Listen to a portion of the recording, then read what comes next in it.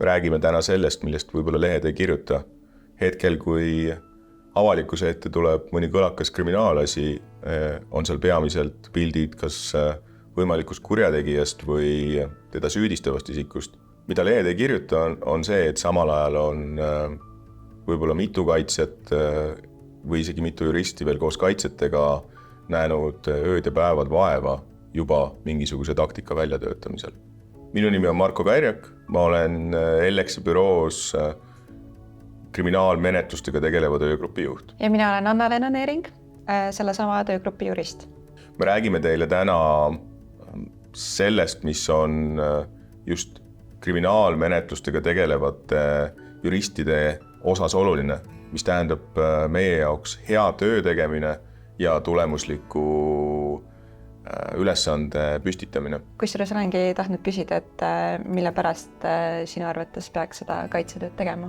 Mingis osas seda kaitsetööd peab tegema, sest et seadus niikuinii nõuab, et igal isikul on põhimõtteliselt õigus kaitsele. Võib öelda, et teatud juhtudel see võib olla kõige hullema kuriteo toime pannud isiku puhul võib-olla tema ainukene õigus. Inimestel on tihtilugu komme otsida kinnitusi selle kohta, mida nad esimesena kuulevad. Kaitsed ongi siis olukorras, kus nad peavad tegema kindlaks, et kedagi ei mõisteta süüdi mitte kinnituskalduvuse pärast, vaid sellepärast, et see isik on päriselt süüdi. Kui ma kuulen jälle küsimuse, et Marko, et aga kuidas on kaitsta süüdi olevat isikut, siis minu ainuke vastus, ja see ei ole minu vastus, on see, et kui see tundub raske, siis proovi täiesti ilmsüütut kaitsta. Kannatada seda, et sa saate ilmselgelt juba algusest aru, et see süüdistus, mis talle või kahtlustus talle esitatud, on tõendamata, põhineb valel, mingil eksimusel või tont teab millel. Me kanname teile ette teatud määral sellise ajatelje, ehk siis alates sellest hetkest, kui sa vaatajana saad teada mingisugusest kõmu tekitavast uudisest, et keegi justkui olla mingisuguse rikkumise toime pannud ja on hakatud seda uurima. Alustame lugu sellega, et istud pooligavas loengus, midagi väga teha ei ole, poole silmaga vaatad Delfit või mis iganes portaali ja äkki on kogu see portaal täis uudiseid sellest, kuidas keegi võib-olla tuntud, vähetuntud, on ta ettevõtja või poliitik, on sattunud mingi uurimise alla. Samal ajal taustal on uudis, et poole tunni pärast prokuratuur korraldab pressikonverentsi. Sul isegi tekib huvi seda vaadata. Mida sa tol hetkel paned tähele, on see, et räägitakse võib-olla 3 või 4 osapoolest. Riik, prokuratuuri näol, kes esitab süüdistuse, on kindlasti ka see võimalik toimepanija, on ta kahtlustatav, on ta tegelikult kuriteo toime pannud, on alles edasise menetluse ese. Kuskil taustal on ka võib-olla kohus, kes juba on hakanud mingeid otsuseid tegema ja kindlasti ka politsei, kes on suure töö ära teinud. Aga seda pilti sellest kaitsjast või mingitest tema nõustajatest sa tol hetkel ei näe. Seesama portaal ei kajasta ja võib-olla sa ei saa mitte kunagi teada, on see, et sellistes mahukates asjades tegelikkuses selle isiku taga olnud juba nädal, 2 mitu advokaati, juristi, tiimiliiget, kes on ennast salgavalt püüdnud välja töötada kaitsetaktika, püüdnud muulgas valmistada ette ka seda, et kuidas seda avalikkuse ees uudist peaks kajastama ja nii edasi ja nii edasi. Ja väga sageli see, mis otsustatakse selle inimese esmase nõu raames, kes kahtlustuse on saanud, on välja kujundatud mõne tiimi liikme poolt, kes on tegelikult see päris töö tegija. Ja siia tuleb mängu Anna. Ma ei ütleks, et tööd teen ainult mina, nagu ta väitis, et Marko teeb kindlasti ka, aga see Anna, see siis kujutatav inimene, kes väidetavalt kõik töö ära teeb. Tema ülesanne on siis koguda informatsiooni ja saada siis nagu seisudest pilt ette, et kas meil on üldse vastuväiteid, mis on toimunud, mis on selle kahtlustuse sisu, kas selle kohta on kohtupraktikat. Alguses seda informatsiooni on nagu väga vähe. Me toimetame pimeduses ja see kujutatav inimene Marko, tema on see, kes saab selle informatsiooni esimesena kätte ja mina kujutatav inimene Anna, kes selle töö justkui peaks ära tegema, olen see, kes saab selle informatsiooni Markolt, aga Markol on samal ajal ka väga kiire, tal on nagu seesama kaasus, aga ka teised asjad, mis on võib-olla meie büroos juba aastaid sees olnud. Ja siis selles olukorras tulebki siis teha need õiged otsused ja panna mingisugune analüüs kokku, mis toetaks seda nii-öelda väljapoole sõnavõttu ja meie positsiooni juba alguses, sest et see on tegelikult selline päevade küsimus. Kui see tundub praegu midagi lahedat ja väga idealistlikku, siis tegelikkuses see ei ole mitte isegi kaevikusõda, vaid see on relv käes, udus ringi jooksmine. Sest et selles alguse faasis on meie võib-olla vaeva näinud paar nädalat, aga riik on vaeva näinud võib-olla aastaid. Me oleme täies ulatuses nii-öelda vähemuses. Väga sageli oleme mina, Anna, mõned kolleegid, kes veel selle valdkonnaga tegelevad või selle kaasusega tegelevad. Ja meie vastas on 10 politseinikku, kõrgelt kvalifitseeritud politseinikku, 2 prokuröri. Nad teavad kõik meist rohkem, nad teavad võib-olla midagi juba aastaid. Ja tol hetkel kõik, mis mul on põhimõtteliselt see informatsioon, mis tuleb Anna käest. Et Anna, mis ma teen? Your call. Kuidas me otsustame seda?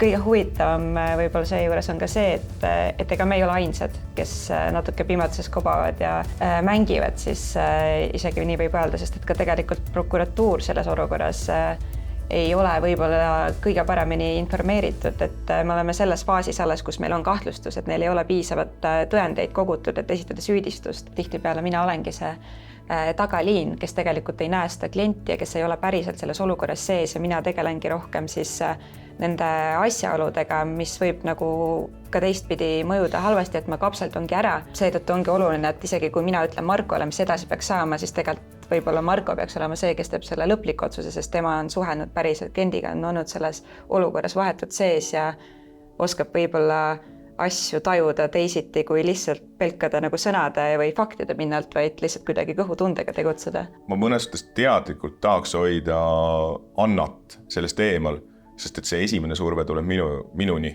ja mina pean seda mitigeerima. Teades ka seda, kui raske tegelikult selles pimeduse kobamise situatsioonis on omakorda Annal, kes peab mulle tegelikult andma mingi sisendi, mille pealt mina pean otsuseid tegema. Olukorras, kus sul võib-olla mitte midagi muud ei olegi kui ainult mingi algne teave, on väga suur roll edasisel menetlusel selles, mis sa ütled avalikkuse ette. Ja väga sageli sellisel juhul mingiks perioodiks selle kohtueelse menetluse esimestes üsna ränkades faasides läheb see rõhuasetus hoopis üle teistele nõustajatele, ehk siis PR-nõustajatele. Mis lausega esitab ja mis lausega esined? Mis ütled? Panid toime, ei pannud toime. See on kõik need valikud, mis tegelikult nii veider, kui see ka ei ole tegelikult PR-nõustaja valikud. PR-nõustaja vaatab tol hetkel meie suunas ja tagasi ringiga see mäng, mis avalikkuse eest teatud määral võib toimuda ikkagi oma olemuselt, tugineb selle sama Anna analüüsile. Nii palju, kui see ka mulle isiklikult ei meeldi, on Eesti nii-öelda mahukate kriminaalasjade puhul väga sageli väga palju otsuseid tehtud nii kliendi poolt kui ka hiljem asja arutavate kohtute poolt väga tugevalt selle avaliku kujundi mõjul. Ja väga sageli hakkab see olukord ikkagi närima seda kaitsealust, seda klienti. See viibki nagu tagasi selle narratiivi küsimuseni, et tegelikult see narratiiv sellest, et sa oled midagi nagu toime pannud, see võib hakata ka seda sama isikut mõjutama, et ta võibki hakata endas kahtlema ja uskuma, et see, mida ta on teinud, et see ongi õigusvastane, et see ongi süütegu, kas siis väärtegu või kuritegu. Meie ülesanne on tegelikult teha talle selgeks, et mis see nagu tegelikkus on, et mitte lihtsalt nagu joosta kaasa nende suurte kõlakatega, vaid lihtsalt säilitada see rahu ja stabiilsus ja esitada lihtsalt puhtad faktid. Peamine murdumisviis on see, kui sa oled saanud mingi kahtlustuse ja siis minnakse su vara arestima. Mina ja Anna võime rääkida kaitsealusele väga selgelt, et peame vastu. See kõik on põhjuseta. Meil on väga head šansid. Me peame lihtsalt vastu pidama. Siis hetkel, kui kohus tema vara arestib, on väga sageli see koht, kus esimest korda saavutatakse see, mida prokuratuur tahab, ehk siis isik otsib kiiret nii-öelda lõppmängu, ehk siis kiiret kokkulepet, et see menetlus lõppeks. Seda enam peab hakkama siis see nii-öelda tagaliin kaitsemeeskonnas siis tegutsema ja võtmagi siis rahulikult selle aja tihtipeale sellel inimesel, kes tegeleb siis selle varaaresti küsimusega, tal on natuke kauem aega süveneda, ta vaatabki ainult seda ühte kitsast nagu juppi ja ka selles nagu valdkonnas on selles mõttes rohkem praktikat ja rohkem argumente leida ja siis need argumendid jõuavad siis näiteks minuni, see, kes on nagu nii-öelda laiemalt see tagaliini, ma ei tea, koordinaator või kuidas seda nimetada ja siis saame need esitada Markole, kes siis omakorda peab siis meie võimalused nii-öelda kommunikeerima ju sellele isikule, kes on sellele kriminaalmenetlusele allutatud. See kõik eeldab tegelikult seda, et sa pead olema seda mõnda aega teinud, sa pead olema enesekindel, teadma, kuidas see käib, see peab olema sisse harjutatud. See, millest ma teile räägin, on, no ma ei taha öelda, et see oleks väga reklaamilik, et no, meil on iga päev nii. See on ränk. Et avalikkuse tähelepanu all olevad kaasused on rängad. Nad võtavad väga palju ressurssi, need on üsna pingelised. No enamik inimesi peavad nagu olema väga hea nagu kriminaalõiguse ja kriminaalmenetluse taustaga. Mis tähendab näiteks seda, et minu kõrval olev Anna tegelikult on pikaajalise kohtutaustaga. No ma arvan, et kui ma kohtust siia tulin, siis mul oligi väga nagu pikk see sisseelamisperiood seoses sellega, et kui ma võtsin mingi asja materjalid ette, tihtipeale on rohkem kirjutanud prokuratuur, siis mulle tunduski, et et asjad ongi halvasti, et meil ei ole ühtegi argumenti. Aga siis, kui sina nii-öelda andsid mulle edasi seda kliendisuhtlust mingites küsimustes, siis ma sain aru, et okei, et võib-olla ma ei peaks ise ka jääma kinni sinna nagu narratiivi, mis nendes dokumentides on esitatud. Ma ei taha, et kohtutes ei vaadata asju objektiivselt, aga siin sa ikkagi näed seda asja nagu nii lähedalt, et see nagu annab sulle nagu hoopis teistsuguse vaate. Ootamatult kaitsealune, ükskõik mida mina ja Anna ei räägi, võib lihtsalt mingil hetkel murduda. Eks selle peale mõnestus see mäng ka käib. Kui ta ei murdu, siis jätkub tavaline kohtueelne menetlus, ülekuulamised, vaidlused arestide üle, täiendavad ülekuulamised, tõendite kogumine ja nii edasi ja nii edasi. Ja see kõik võib kesta väga kaua. Aga see murdumine on ka üks huvitav asi, et kohtust ma tihtipeale mõtlesin, et miks mingisugune kaasus ei ole jõudnud meieni, et võiks ka praktikas seda küsimust arutada. Ja ka praegu on olnud seda, et sa näed, et tegelikult potentsiaali on, et meil on need head argumendid ja me tahaks selle küsimusega edasi minna. Ja siis tulebki nagu tagasisida, et ei, me ei soovi, et me tahame lihtsalt selle asja kiirelt ära lõpetada. Ja see on võib-olla asi, mis nagu minus on kõige rohkem tekitanudki seda frustratsiooni, et see ei ole ju õiglane, et sa lihtsalt annad alla, aga mõnikord lihtsalt tehakse see valik. Ja mõnestes sellises olukorras, kus sul on juba murdunud kaitsealune, ei ole tavaline, et meie töö mingil hetkel seisneb selles, kus tol hetkel juba kliendiga kohtun mina, Anna, teised veel kolleegid, kes selgitavad talle, et ei, et ma saan aru, et sa ei suuda enam seda kannatada, me ei anna sulle mingeid ajalisi määratlusi, Eestis kohtueelsed menetlused võivad kesta aastaid ja tol hetkel mõnestus meie olemegi see lüüs. Ehk siis ei ole harvad juhud, kus meie peame mõnest selle kliendi nii-öelda nagu välja tõmbama, et ei, pea vastu. Ja see on juba see koorem, mille all siis tegelikult see isik, kes on saanud kahtlustuse, peab olema. Ja kui mõelda, et see kestab veel mõned aastad kohtueelses menetluses, võib-olla siis veel mõned aastad kohtumenetluses, et see kindlasti ei ole kerge. Et võib-olla isegi teeks selles olukorras teistsuguse otsuse. Kui algus on väga intensiivne, siis aasta või 2 ei toimu selles menetluses mitte midagi. Meie jaoks see tähendab tavaline tööd, meil tulevad uued samasugused kaasused peale. See kõik on täpselt samamoodi, samad PR-nõustajad, sama avalikkuse tähelepanu, samad läbirääkimised prokuratuuriga ja nii edasi ja nii edasi. Aga see inimene, kaitsealune, peab kannatama seda. Kui te arvate, et see on, meie lugu lõpeb siin, siis ei. See on ainult osa sellest loost. Kui kõik läheb nii nagu tavapäraselt, siis edasi järgneb kohtueelse menetluse lõpp, me saame kätte toimiku, me saame nii-öelda valgustatud, mis tõendid on, algab tegelikult tõsine töö ja siis see asi läheb kohtusse. Igal isikul, kes on saanud kahtlustuse, tal on õigus kaitsele ja kuskilt peab need inimesed leidma, kes seda ülesande on valmis endale võtma ja see on küll USA statistika, aga kui mõelda sellele, et 4–6% inimestest, kes vanglas istuvad, on tegelikult süütud, siis ma arvan, et see on päris hea tunne, kui me saame selle juba kohtueelses menetluses ära hoida.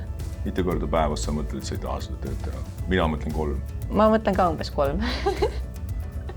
Miks sa küsid seda praegu? Kuidas see siia kohane tundus? Lõpetuseks, mis muud öelda on, et kui see kõik tundus raske ja hirmus olevat, siis meil on väga selge funktsioon.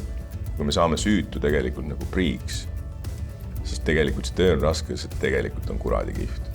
Kui see teema pakub sulle huvi ja sa tahad selle kohta rohkem teada ka muude valdkondade, advokaatide ja juristide toimetamise kohta rohkem teada, siis vaata LX Raidla YouTube'i kanalit ja mis sa pead tegema? Selleks, et need videod üles leida, pange like ja subscribe. Saatke see video oma vanaemale, koerale ja kindlasti ka prokuratuuri. Ja saatke see video kindlasti ka prokuratuuri. Kindlasti. Tervitustega neile.